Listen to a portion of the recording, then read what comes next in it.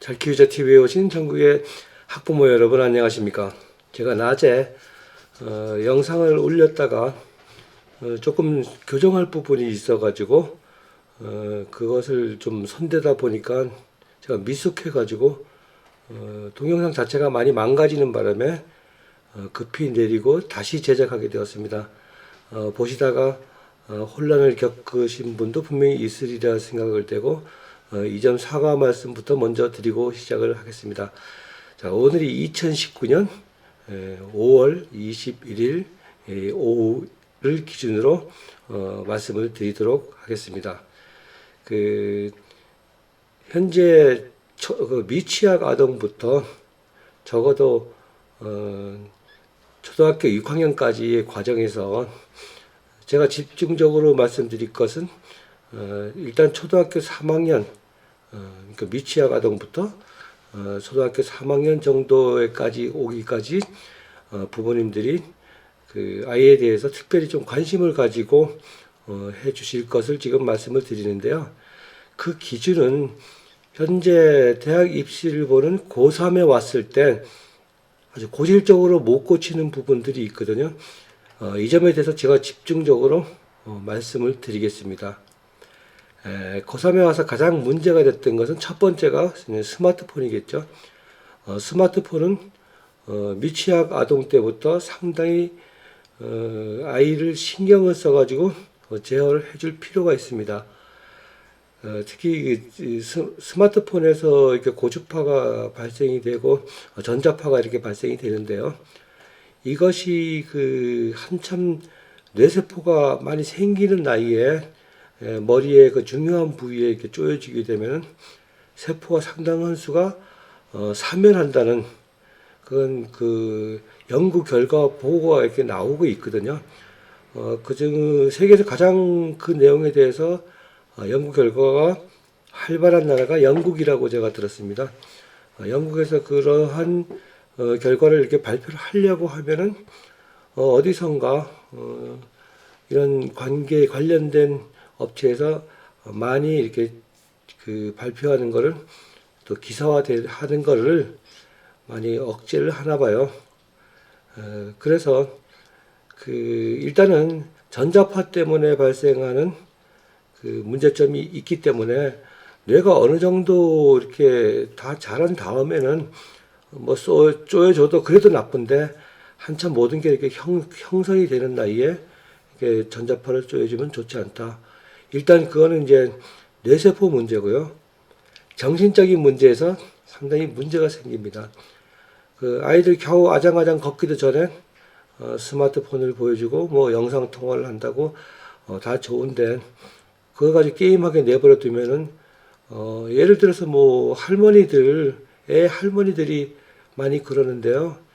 그러니까 보다가 이렇게 애가 좋아하니까 그러니까 무의식 중에 스마트폰을 주고 애가 좋아하고 잘 노니까 잘 본다, 잘 돌본다 하는 생각에서 이렇게 주어지는데요. 절대로 금지시켜야 될 일 중에 하나입니다.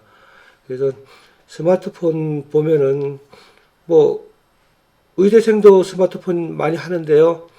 이러고 그게 뭐가 어때서요? 이렇게 생각을 할 수 있겠지만은 잘 보면은 의대생들은 스마트폰을 자기가 필요한 거 외에는 안 봅니다. 아주 냉정해요. 딱 자기가 정보를 얻거나 커뮤니케이션에서 필요한 것만 탁탁 캐치하려고 보지 그거 뭐 수시로 들여다보고 그러지는 않습니다. 뭐 다는 아니지만은 거의가 그렇다는 말씀입니다.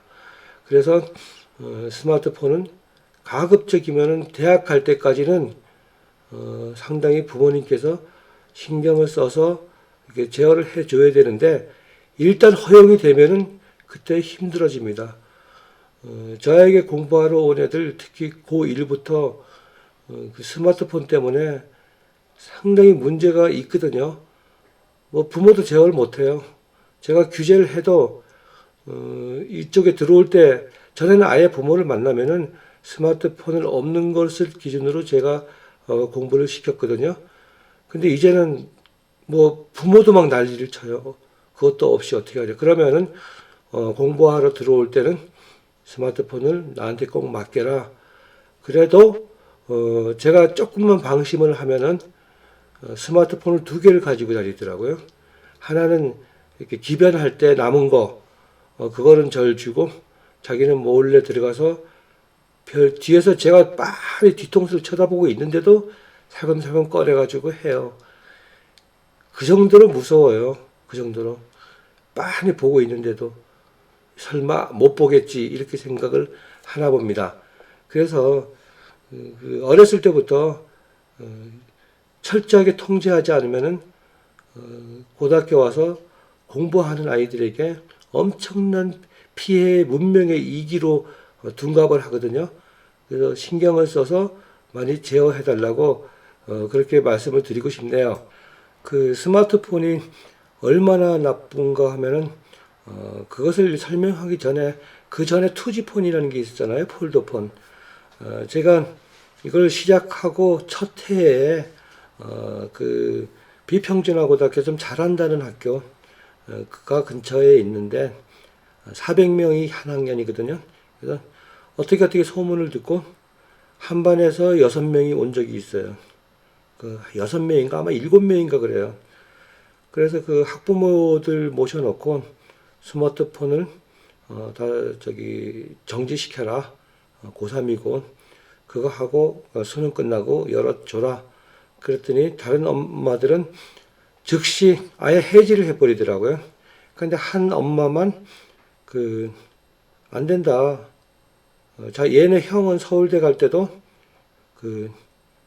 서울대에 갔거든요. 근데 이 투지폰을 가지고 있었는데도 서울대 가더라. 관계가 없다. 그래서 끝까지 그걸 애가 그 스마트폰을 가지고 있게끔 고집을 하더라고요.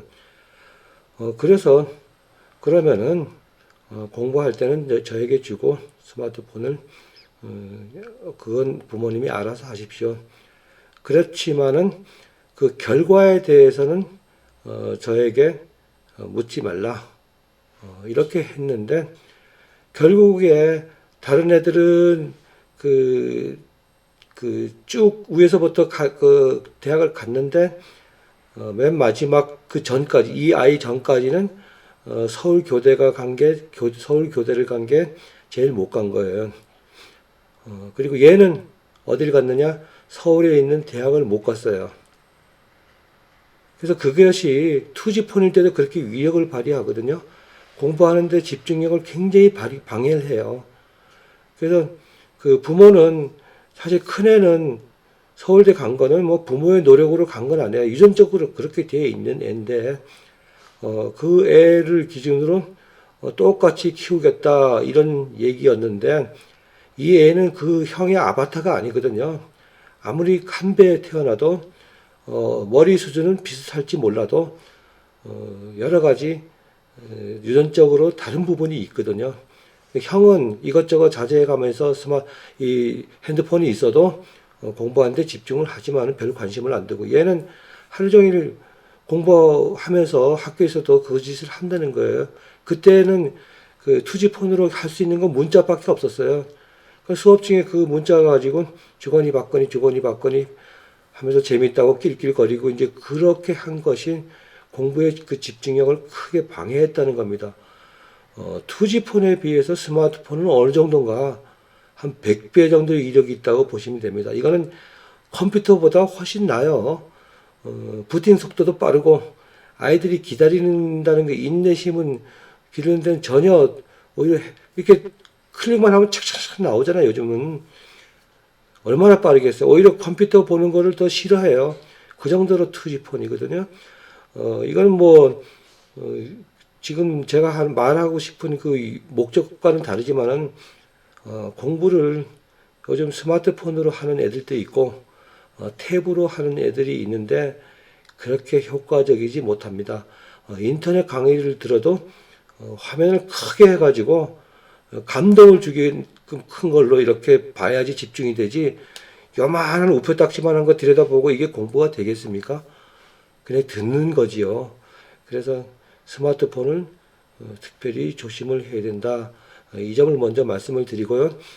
두 번째로 고3에 와서 못 고치는 거 글씨체입니다. 요즘 애들 글씨체 뭐 잘하는 애들도 있지만 거의 다 남이 알아보지 못하겠습니다. 그것이 쓰는 습관을 안 들여서 그런지 몰라도 초등학교나 미취학 때 글씨를 배울 때 글씨체는 한번 형성이 되면 그 교정을 하기 힘들거든요. 정말 힘들어요. 그래서 뭐 글씨체가 안 좋으면 천재는 뭐 악필이다. 근데 제가 볼 때는 그건 악필이 아니라 졸필이에요. 그래서 뭐 그래 놓고 이제 고3 와서 뭐 논술을 한다. 뭐 그러면은 가면 A4나 뭐 A3에다가 이렇게 써야 되잖아요. 대부분의 그 교수가 요즘 애들은 그 쓰는 게 알아볼 수 없게 쓴답니다. 그 정도예요. 그래 놓고 뭐 논술을 하면 뭐 합니까? 직접 가서 쓰는 게 컴퓨터로 타자 치는 것도 아니잖아요. 가서 써야 되잖아요. 그런데 그때 가서 진짜 정성 들여 쓴다고 하면 그거 시간 내에 다 쓸까요? 정성 들여 쓰는 게 더 흉측하겠어요. 더 알아보지 못하게. 하나는 크고 하나는 작고. 그래서 초등학교 미취학 아동일 때 부모님들이 가장 중점적으로 시켜야 될 게 글씨의 필기체. 아주 옛날에는 경필부라 그래가지고 학교에서도 가르쳤어요. 심지어 이렇게 체벌까지 해가면서 했지만 지금은 어느 누구도 아이들 그렇게 해주는 사람이 없어요. 학교 가면 선생님이 뭐라 그러고 있어요. 집에서 또 부모님도 뭐라 안 그럽니다. 이렇게 한번 보고는 야 똑바로 서 이 정도죠. 그런데 그게 나중에 고3 됐을 때는 정말 큰 재앙으로 다가옵니다. 절대로 못 고치거든요. 그래서 유년기부터 일단 두 가지를 제가 말씀을 드렸죠. 스마트폰 철저히 관리를 해달라. 가급적이면 고등학교 3학년까지는 주는 거를 금지를 시켜달라. 그것과 이제 이건 조금 그 공부하고는 좀 거리가 있지만은 초등학교 들어가기 전에 미취학 때부터 이렇게 식사를 하잖아요. 그러면 아이들 이제 처음에 숟가락을 하다가 그다음에 이 젓가락질을 배웁니다. 이 젓가락인데요. 이 젓가락질이 그 유년기 시절에 잘못 배우면은 성인이 돼서도 못 고칩니다. 절대로 못 고치거든요. 그래서 젓가락질을 우리 보통 이렇게 하잖아요. 이렇게. 근데 이걸 어려서부터 그냥 이렇게 하는 거 가지고 이렇게 포크식으로 뭘 먹어도 이렇게 탁탁 먹는데 대단한 기술을 발휘해 이렇게 콩자반도 이걸로 이렇게 탁 집어서 척척 먹더라고요. 못 고치거든요. 이 정도는 괜찮아요. 그 다음에는 그것도 이렇게 잡는 애들도 있어요. 이렇게. 이게 뭐 흉기도 아니고 이래가지고 이렇게. 자, 이거를 성인이 될 때까지 못 고쳤다고 봅시다. 그러면 예를 들면은 부모들 상견례 같은 데 가서 물론 뭐 양식집에 가겠지만은 혹시나 한식집에 갔을 때 무의식 중에 그 신랑이나 신부들 이렇게 잡고 이렇게 먹었다고 봅시다. 그거 똑바로 보겠습니까? 상대편에서 저 집에서 도대체 어떻게 교육을 시켰나. 그렇게 되겠죠. 가장 큰 마이너스로 되겠죠. 뭐 이거는 둘째치고 뭐 이렇게 해가지고 뭐 이렇게 집어 손이 안 보일 수 없잖아요. 마주보고 있는데 손이 이렇게 나오면 그걸 봤을 때 망신도 그런 망신이 없습니다. 그래서 무슨 수를 써서라도 이 젓가락질을 제대로 가르쳐 달라. 그러고요. 그다음에 이제 본격적으로 그 미취학 아동한테 좋은 게 퍼즐이죠. 퍼즐을 하면은 이 손가락에 힘이 들어가요. 힘이. 그리고 자유자재로 이렇게 하는 그 능력이 생기거든요. 아주 미세하게 자유자재로. 그리고 손가락에 힘이 들어가기 때문에 피아노 칠 때도 상당히 유리합니다. 힘이 있고. 그래서 이것을 퍼즐을 하면은 일단 그 3차원적인 공간을 지배를 하게 되거든요. 이렇게도 보고 저렇게도 보고 머릿속에 생각을 해보고 되고 그러면은 고3에 왔을 때 혁명기하가 머릿속에 이렇게 손으로 안 그려봐도 척척척척 해냅니다. 이걸 3차원 공간을 어렸을 때 형성을 못 해주면은 수학의 한 파트가 굉장히 어려워집니다. 그래서 장난감을 뭐 여러 가지가 있겠지만은 뭐 인형도 좋고 하겠지만은 뭐 요즘은 그 여자 아이들한테도 뭐 인형 뭐 이렇게 하지만은 그거 제 생각에는 그렇습니다. 여자를 백설공주로 키우지 말고 잔다르크로 좀 키워달라. 요즘은 여자아이들도 그렇지 않으면 시집장가도 시집도 못 갑니다. 그래서 똑똑하고 씩씩하게 좀 키워달라. 맨날 이렇게 그렇게 백설공주를 요구하는 시절은 이미 지나버렸다. 그래서 여자아이들도 퍼즐하고 맞출 줄도 알고 이렇게 해야 되는데, 예를 들어서 아이가 커서 의사가 되고 싶다 이러면 치과 의사를 하는데, 자, 이거 이 의사는 제가 뭐 비하하거나 그런 게 아니라 그냥 일반 의사는 영어로 닥터라 그러거든요. 그 다음에 치과 의사는 데니스트라 그러잖아요. 일종의 제 속된 말로 기술자, 손기술이잖아요. 물론 상당한 부분을 배워요. 뭐 치과라고 덜 배우는 건 아닙니다. 서울대 치대 친구들도 저희 친구들 서울대 치대 많이 갔거든요. 근데 걔네들도 일단은 공부만 했지만 나중에 제주 연습을 해요. 그래서 손에 힘이 있어야지 뭐 이렇게 치아에서 이렇게 제대로 이렇게 정확히 들어가잖아요. 앞으로는 뭐 기계가 대체할지는 모르지만은 어디까지나 손기술이거든요. 그래서 돌팔이가 제일 많은 데가 치과잖아요. 무자격자들이 손기술이거든요. 그래서 퍼즐을 많이 시켜달라. 그리고 이제 연산을 위해서 이제 또 주산을 하잖아요. 그것도 어느 정도까지 뭐 몇 급 있잖아요. 어느 정도까지만 해주면 머릿속에서 계산력이 좀 생깁니다. 근데 중요한 거는 끝까지 주산을 할 수는 없어요. 종이에다가 이렇게 덧셈 뺄셈을 하는 게 목적이거든요. 그래서 어느 시기가 되면은 종이에서 이렇게 학습지 종이에다가 이렇게 글씨로 하는 걸 해야 됩니다. 예를 들어서 7 더하기 8은 얼마지? 이러면은 금방 답 나오잖아요. 15 되잖아요. 그렇죠? 자, 이거는 머릿속으로 계산을 한 것일까요? 암기했던 내용이 나온 것일까요? 이건 암기입니다. 수학의 일종의 암기. 순식간에 이렇게 나오는 거. 자기가 7 더하기 8을 많이 해봤으니까 그걸 하면 어떻게 돼요? 정식으로 하면 7 밑에 8 쓰고 이렇게 줄 긋고 더하기해서 1자 올라가고 나머지 5자 이렇게 해가지고 15 이렇게 나와야 정상이잖아요. 근데 시간이 많이 걸리죠. 그래서 어느 정도 숫자까지는 정확하게 암기가 돼 있어야 돼요. 그러면 같은 문제를 풀어도 그렇게 된 애들은 시간이 전략이 되잖아요. 모든 수학을 하시는 분들이 그런 부분은 강조를 안 해요. 이해하는 거다. 이해 좋죠. 근데 우리가 그걸 시험을 보려면은 타임에 제한을 받잖아요. 그렇잖아요. 그 시간 내에 누가 더 빠르게 푸느냐, 그거 경쟁이거든요. 그래서 주산이 어느 정도 되면은 그 다음부터 학습지를 해야 됩니다. 학습지. 그 부모가 일일이 관리할 수 없는 부분이고 잔잔한 거를 부모하고 아이가 자꾸 하다 보면은 바탕에는 이 사랑이 깔려 있기 때문에 아이하고 싫은 소리를 자꾸 하게 됩니다. 그래서 어느 정도 필요한 거는 학습지 선생님한테 맡기고 학습지 선생하고 상담을 하는 게 좋습니다. 거기에는 뭐 옛날에는 딱 수학 하나만 있었는데 수학이 아니라 산수죠. 지금은 한자도 있고 그다음에 영어도 있고 국어도 있고 이렇게 다양하게 있습니다.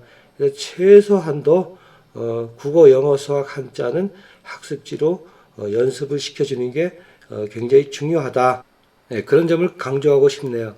그런데 그 학습지에선 한자어가 있습니다. 한자, 한문. 그거는 그렇게 암기시키려고 하지 마세요. 그 무리가 있습니다. 적어도 천자문이 있다면 한 900자 정도, 처음에는 뭐 쓰라고 연습을 시키지만은 아이가 다 그 시간이 지나면 그냥 잊어버리거든요. 그 잊어버리는 데 대해서 스트레스를 받지 마시고, 아이가 이런 자가 있다, 이걸 보고 그때그때 읽을 수만 있다면 성공을 한 겁니다. 그래서 초등학교 애들한테 또 미취학 애들한테 한자어를 하는데, 특히 미취학 아이들한테는 한자 말고 일단 초등학교 들어간 다음에 한글을 많이 배운 다음에 한자를 해도 그것이 이렇게 이해하기가 쉬운데요. 이것이 영어를 하든 학년이 올라갈수록 수학을 하든 특히 뭐 과학을 하든 사회를 하든 거기에서 쓰이는 어휘 중에서 상당 부분이 한자어입니다. 우리가 한문 교육을 안 하면서 또 써먹는 건 또 한자어예요. 여기서부터 아이들이 글을 읽는데 어려움을 읽는데 습관을 잘못 들여놓으면 그냥 자꾸 넘어가요. 어렴풋이 그런 거대. 이게 아니라 고3에 오면은 그것을 정확히 알아야 문제를 풀 수가 있습니다. 특히 국어 문제. 특히 수학도 마찬가지고요. 그 안에 그런 한자어가 들었을 경우 정확하게 문제를 풀 수 있는데, 그 한자어를 이해하기 가장 쉬운 방법으로 일단은 초등학교 때는 적어도 6학년 때까지 한문을 할 필요가 있다. 이 점을 제가 강조하고 싶네요. 그거 그래 놓고 이제 중학교 와서 다시 그런 베이스가 깔린 애들은 한자어를 이렇게 보면은 금방금방 이해를 해요. 그리고 활용을 할 줄 압니다. 이것이 문제가 되는 시기는 제일 심할 때는 고3에 와서 아차 싶습니다. 그때는 한자어를 우리말 중에 많이 한자어가 있는데요. 그 한자어를 암기를 한다고 활용을 못합니다. 너무 시기적으로 짧기 때문에. 그래서 적어도 초등학교 때부터 한자어가 등장이 되면은 책을 읽든지 무슨 독서를 하든지 그 안에 있는 한자어를 이해를 하면서 읽는 게 습관이 되고 그런 뜻이구나 하고 정확하게 이해를 하는데, 그걸 모르면은 대충 그냥 읽고 넘어갑니다. 대충. 그리고 또 그 의미 파악도 정확하게 못합니다. 그래서 예를 들어서 이렇게 문장이 이렇게 보면 쉽게 말해서 뭐 보험회사에서 보면 배상이 있고 보상이 있잖아요. 그러면 지문 내용이 뭐 배상에 관한 내용인데 선지에 이거 뭐 누가 뭐 보상해주면 되겠다 뭐 이렇게 하면 그거 틀린 거예요. 헷갈려 버리니까 배상하고 보상의 뜻은 다 완전히 다르거든요. 그래서 그렇게 고학년으로 올라갈수록 한자의 위력을 발휘하기 시작을 합니다. 그래서 한자를 많이 일단은 한문을 많이 배우는 애들은 한자어를 이해를 하기 쉽기 때문에, 그리고 내 것으로 만들기 쉽기 때문에 하라는 것입니다. 그래서 아이가 보통 미취학 때부터 이렇게 산수를 배운다고 하는데, 그 학습지 그걸 부모가 이렇게 하다 보면 진짜 부모 자식 간에 자꾸 언성만 높아집니다. 그래서 학습지 선생님한테 맡기세요. 그렇게 큰 돈 안 들어갑니다. 이렇게 학원 보내는 것보다 어린애 학원 보내지 마세요. 그래서 와서 뭐 제가 알기로는 지금도 이렇게 학습지 선생이 가정 방문을 해서 시간을 맞춰서 와서 진행을 시켜주고 하는데, 일종의 부모보다는 뛰어난 전문가입니다. 그분들이 잘하거든요. 맡길 수 있는 건 맡겨야 됩니다. 맡겨서 국어 맨 처음에 수학부터 해야 되겠죠. 산수부터. 그리고 국어, 한자어, 영어 이렇게 4가지는 꼭 해야 된다. 다른 거는 뭐 시간이 없어서 못 하셔도 다른 학년 때 또 하면 되니까, 그러니까 급한 대로 애가 몸에 배게 하려면은 학습지는 꼭 해달라. 제가 뭐 학습지 회사에서 무슨 커미션 받고 이런 얘기 하는 게 아니라, 일단 서울대나 의대 합격했던 엄마들 이렇게 학부형이들 모여서 얘기하다 보면은 100%입니다. 100%. 어렸을 때 그거 꼭 했다. 그걸 뭐 가정교사를 두고 하겠습니까? 그렇지는 않습니다. 그래서 100%가 학습지를 했는데 그걸 이행시키는 방법까지 거의 비슷해요. 그래서 어떤 학부모는 그렇게 부유하지 못해가지고 오빠가 한 학습지를 하고 난 다음에 일일이 부모님이 이렇게 지우개를 지워가지고 동생한테 시켜주고, 그렇게 해서 의대 간 분 얘기도 들었어요. 그렇게 했다고. 자기는 넉넉지 못해서 그렇게 해가지고 아이한테 시켰다고. 그러니까 이 학습지는 상당히 중요하고, 그 선생님들한테 그런 부분을 맡기고 부모님은 이렇게 눈여겨 봐주시기만 하면 됩니다. 아시겠죠? 예. 그리고 그 독서에 대해서 말씀을 드리면은, 아이한테 그냥 무조건 책 사주고 책을 읽어라 그러지 마시고요. 아이를 데리고 어디 대형 서점에 한번 가세요. 저희 때는 그 교보 빌딩 밑에 보면 그 서점이, 대형 서점이 있거든요. 주기적으로 아이를 거기다 갖다 놓고 일단은 제가 볼일 보러 갔다 올 동안에 거기서 놀게 합니다. 그럼 아이가 이 책을 다 뒤져봅니다. 그래서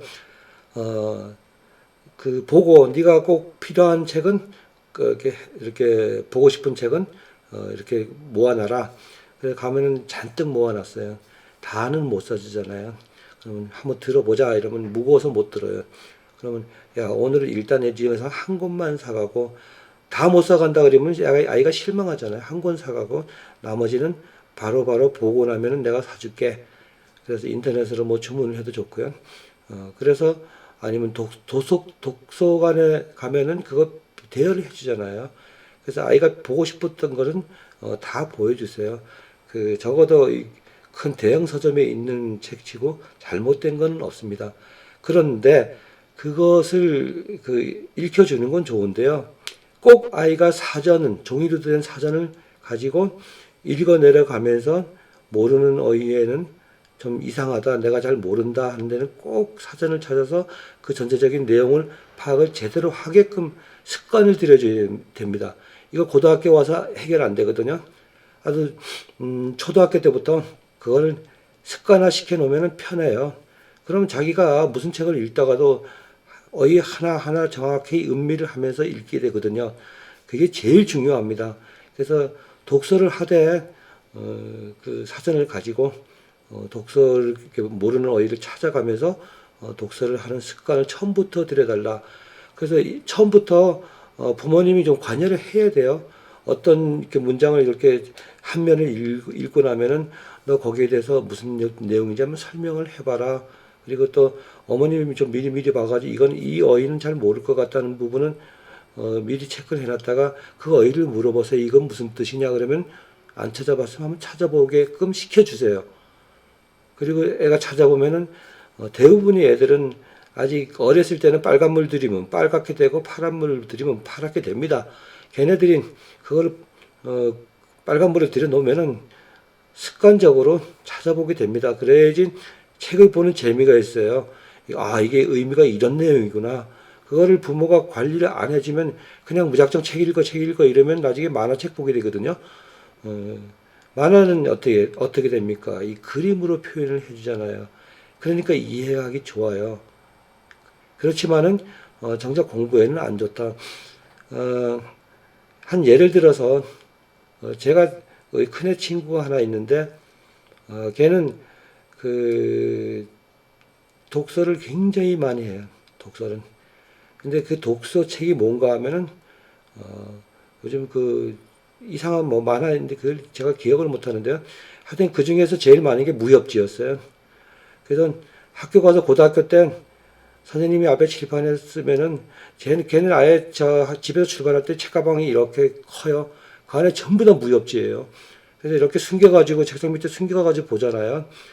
그러면 또 걸리면은 또 얻어 터지고 또 그렇게 터져도 또 그게 그렇게 재밌는지 순식간에 빠져들어가지고 하잖아요.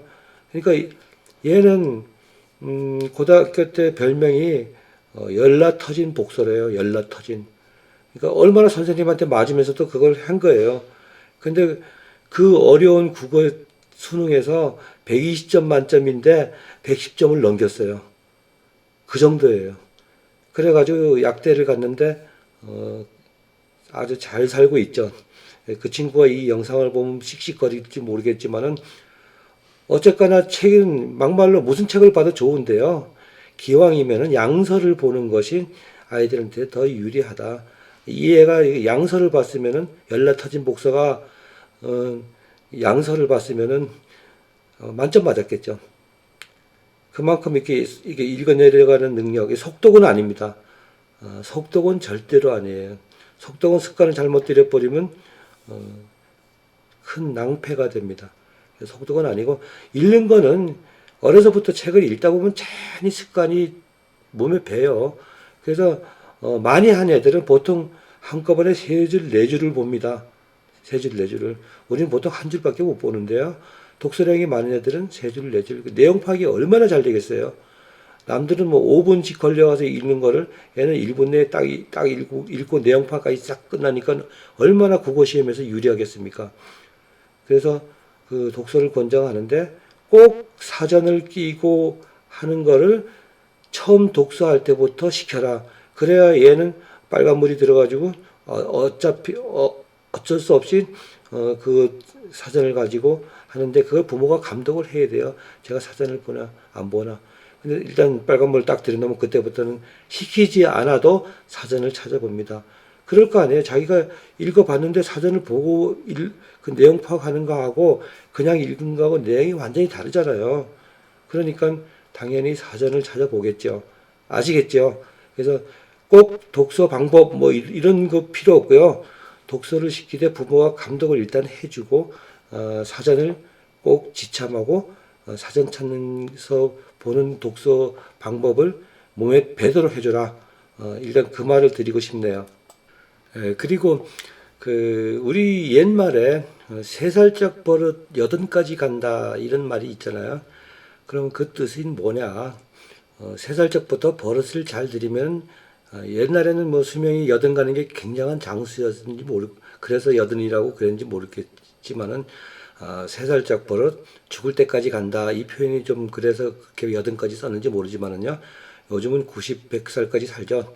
그래서 제가 표현하는 말은 3살적 버릇 죽을 때까지 간다.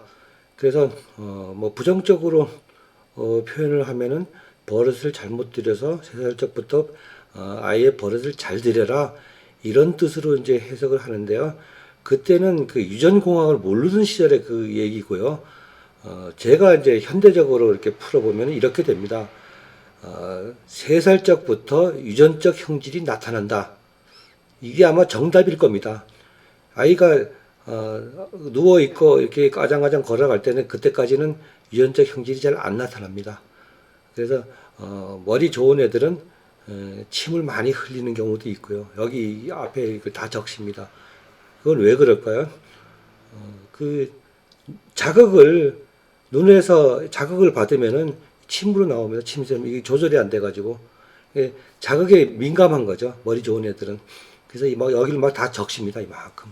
그래서 칠칠하게 보일지 몰라도 일단은 애가 침을 많이 흘리면은 머리가 좋은 애다 이렇게 판단해도 틀리지 않습니다. 그래서 3살이 되면은 유전적 형질이 나타나는데요. 그걸 부모님이 고치지는 못합니다. 애가 적어도 학교 갈 때까지는 이게 제어를 해줘야 됩니다. 여러 가지로 나타나겠죠.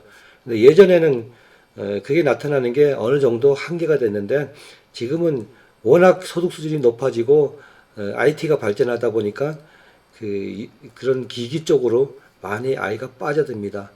진짜 시켜도 하지 말라 그래도 또 하고 하지 말라도 또 하고 그런 유전적 형질이 막 나타나기 시작하거든요.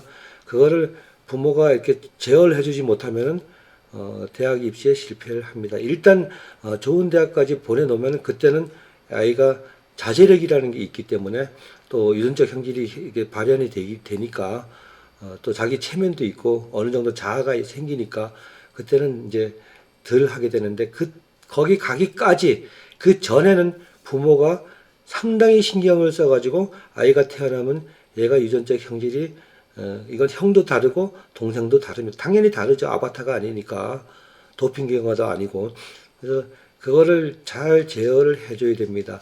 그래야지 성공을 하거든요.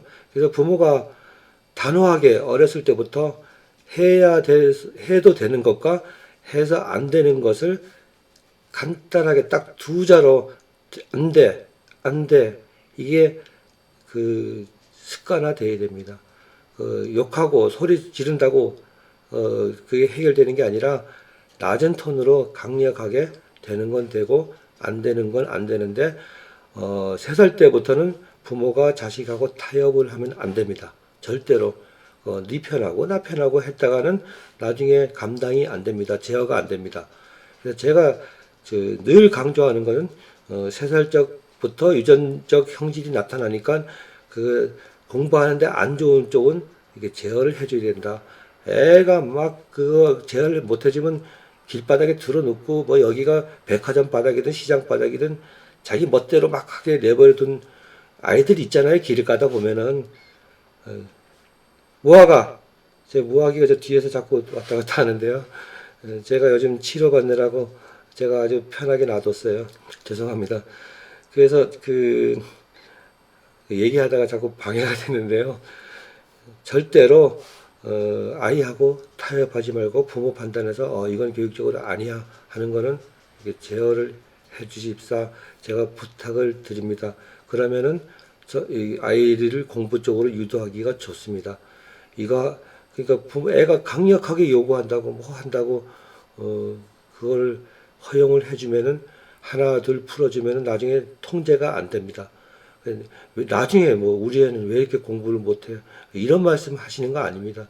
어려서부터 잘못된 거를 잡아주지 못했을 때 나타나는 현상들이거든요. 그래서 어렸을 때는 뭐 이렇게 물들이기가 좋다. 그때 제어를 해나가라. 그래서 뭐 주변에 그 밖에서 누구 뭐 어쩌고 저쩌고 얘기 듣지 마세요.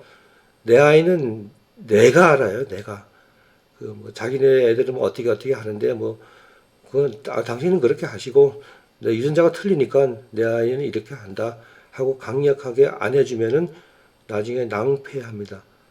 꼭 그렇게 해주십사. 그리고 절대로 아이한테 화가 막 치밀죠. 어떤 때는 막 분이 막 치밀어요. 그렇다고 욕설은 하지 마세요. 이 나이가 들어도 이렇게 동창회에 가면은 한 친구는 뭐 얘기하다 보면 저 등신 같은 거 이래요. 내가 보다 못해가지고 야 그거 저기 너네 아버지가 너네 엄마한테 쓰던 얘기 아니야 하니까 얼굴이 새빨개지더라고요. 맞거든요. 옛날에는 좀 그랬어요. 아버지가 뭐 엄마가 마음에 안 드는 거 뭐 이상한 얘기하면서 등신 같은 거 한 게 애가 자라면서 보고 배운 거예요. 그러니까 뭐 툭하면 등신 같은 게 습관이 되니까 자기가 이게 나쁜 소리인지도 모르고 나이가 들어도 계속 써먹는 거예요. 그래서 누군가 그런 걸 안 해주면은 얘도 뭐 죽을 때까지 계속 등신 아마 지 와이프한테도 그렇게 했을 거예요. 그래서 어렸을 때 부모가 나누는 대화의 그 어휘 중에는 자제를 해야 될 게 분명히 있다. 이 점을 말씀드리고 싶고요. 또 뭐 얘기가 나온 게 한 가지 더 말씀을 드리면은 니네 아빠는 저 모양이야 맨날 애한테 그런 얘기 하지 마세요. 집안의 권위가 무너지기 시작하면은 걷잡을 수 없어요.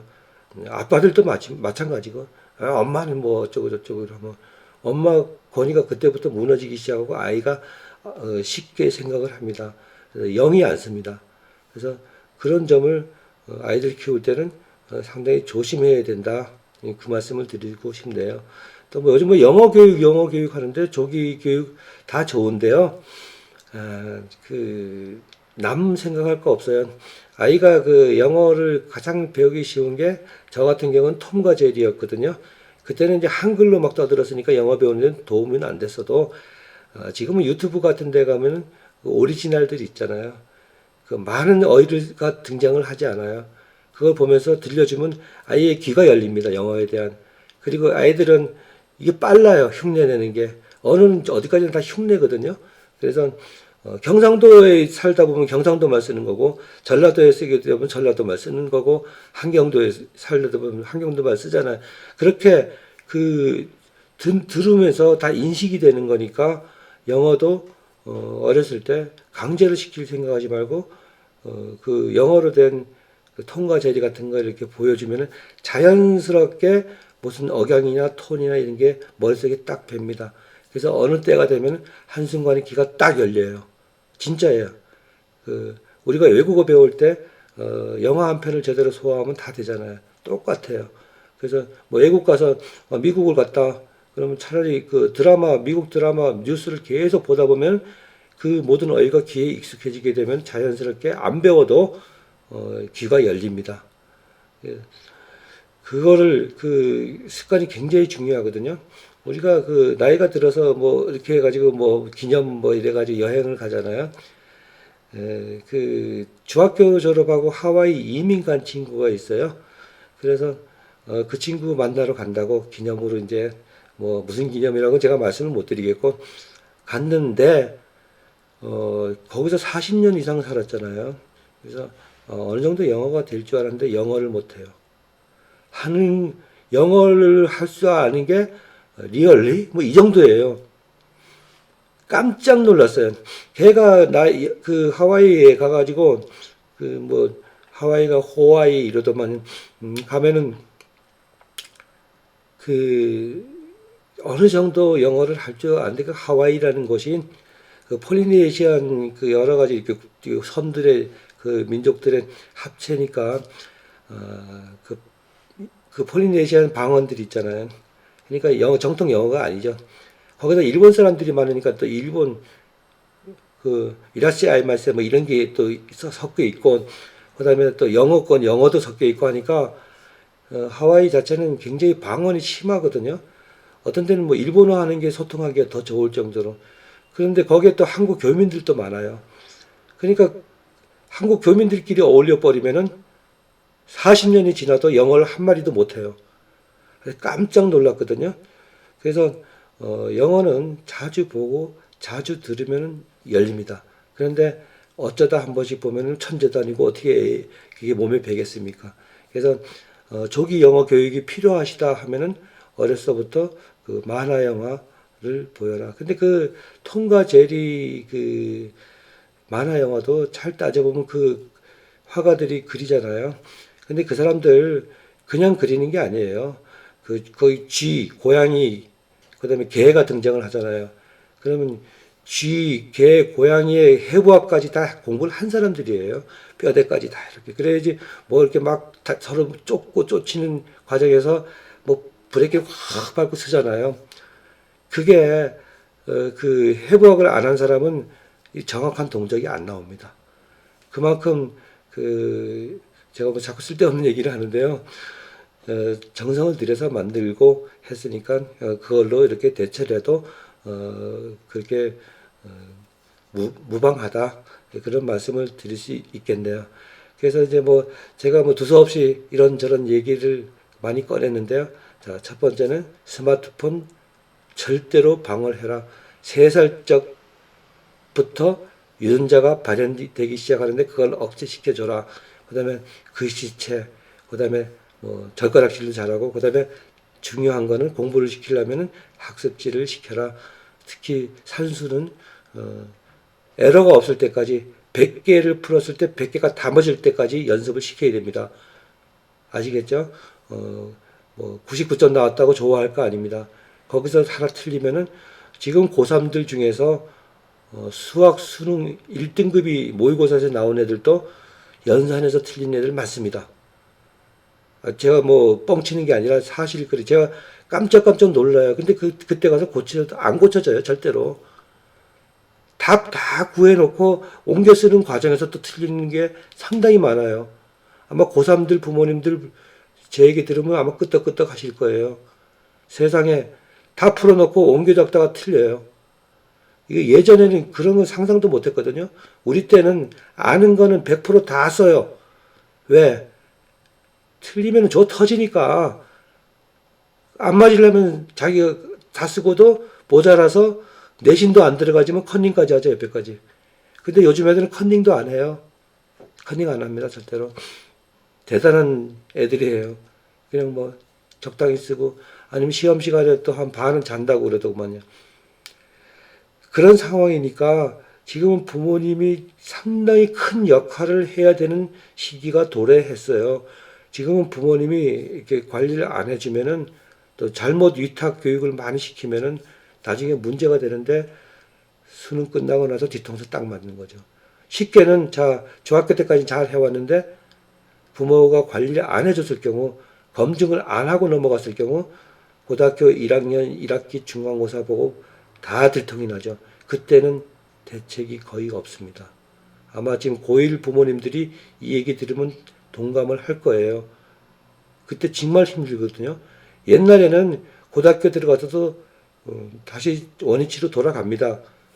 그게 학교에서 공부가 원활히 이루어졌는데 지금은 제가 뭐 얘기는 안 하겠지만은 그게 만회가 할 여건이 못 됩니다. 절대로.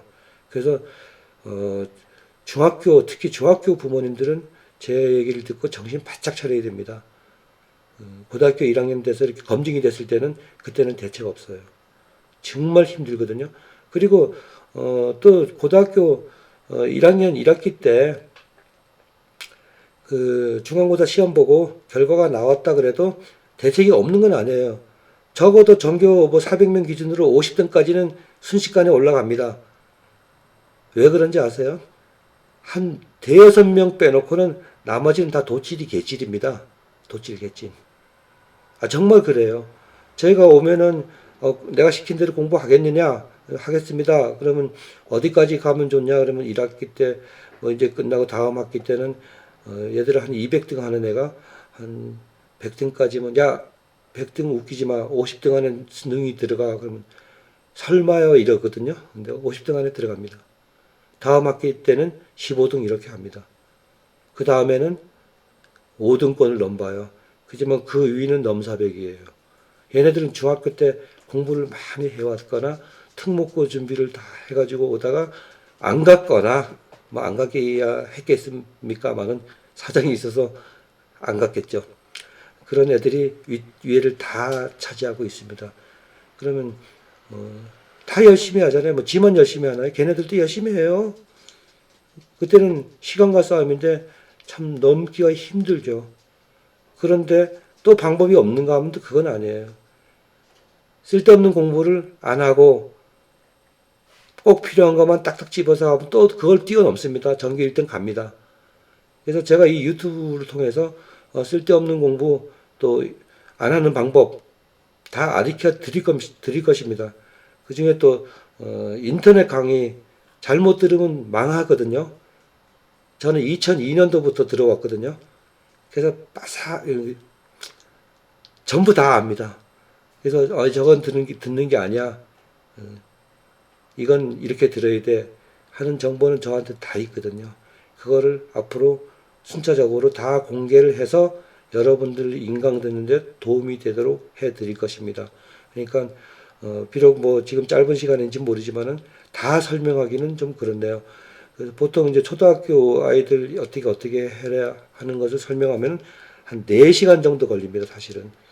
그래서 그거를 앞으로 그 동영상에서 구석구석에 계속 이렇게 그때그때 넣어 드릴 테니까 잘 보시고 체크를 하셨다가 꼭 그렇게 해 주시면 성공을 할 것입니다. 자, 긴 시간 영상을 들으시느라고 수고들 하셨습니다. 그럼 다음 영상에서 좀 더 좋은 내용으로 여러분들을 찾아뵙도록 하겠습니다. 고맙습니다.